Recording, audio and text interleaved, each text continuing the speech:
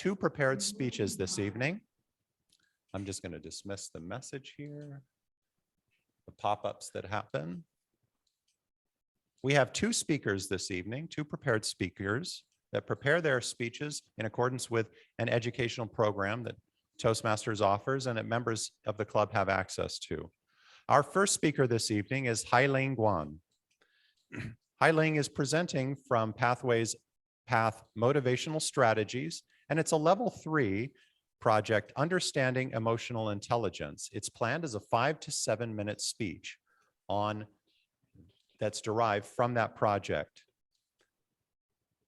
Hai-Ling says that as a mother and a teacher, she always wonders how to prepare our kids for this ever-changing world, especially how to build resilience in the face of adversity. This project is about emotional intelligence, and she will be talking about one aspect of emotional intelligence, which is being resilient. Please welcome Hai-Ling Guan for Raising Resilient Children. Raising Resilient Children, Hai-Ling Guan.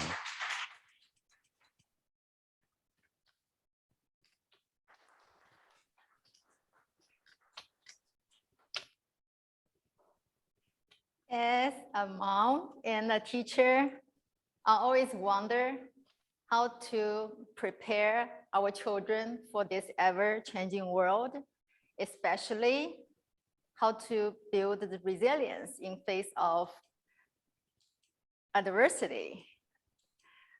Toastmasters and guests, as the role models of our next generation, how do you cultivate this trait? Resilience. Let me share with you my experience. When my daughter was in college, she took a writing class. One assignment was to interview parents. She asked me to tell her a story. I thought for a while, then I said, let me tell you a story of failure, because I think I have learned much more in my failure than in success. 1 month later, she handed me over her writing. Here it was. That year, she was 12 years old. When she opened the mailbox, the letter was there. She opened the letter. She couldn't believe it. It was a rejection letter from the middle school she applied for.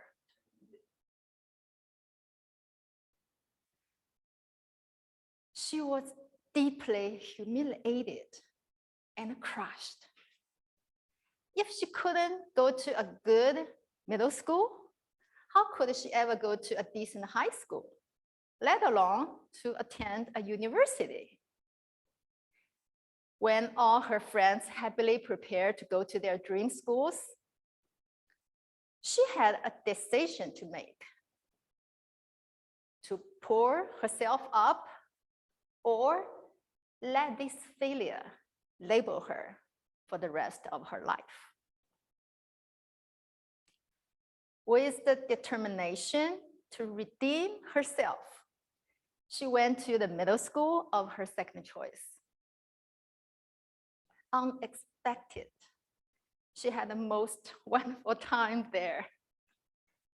She met her math teacher, Mrs. Gu.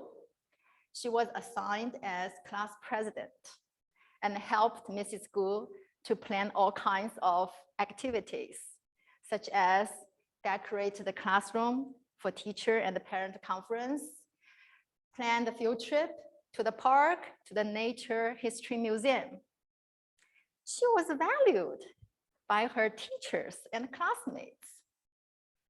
That's how she realized that failure has two sides. One side was called crisis. Another side was called opportunity. 3 months later, her family would move to a different city. Mrs. Gu wrote a recommendation letter for her and threw a farewell party. After she left, Mrs. Gu kept sending books and study materials to her and check on her progress. 6 years later, she entered one of the top universities in the country. Later, she came to the States for her graduate school study. She became an engineer. After 17 years, the engineer company closed. Another crisis, yet another opportunity. She wanted to be a teacher, to empower her students, as Mrs. Gu has done for her. Because she suffered this failure at a young age, she can help the students in the similar situation. And she wants to show them that don't let failure define you.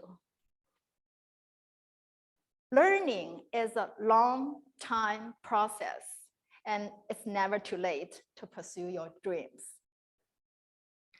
After I finished this story, I said, wow, I like this story. My daughter said, but this is your own story.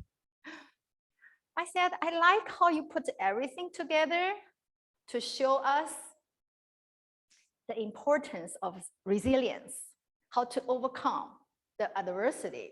And also I like the point that you say how important a teacher can play a role in a children's life.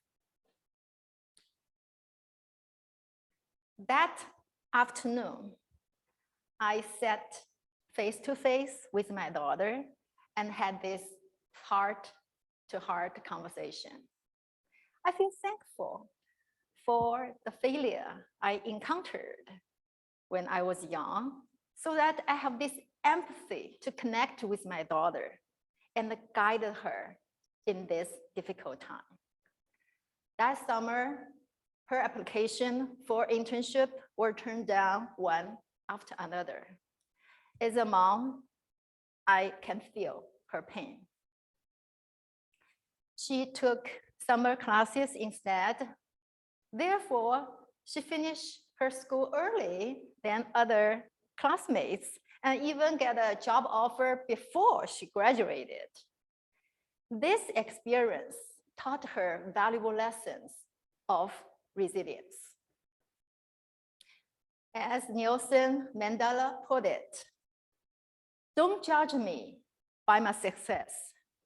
Judge me by how many times I fell down and got up again. Back to you.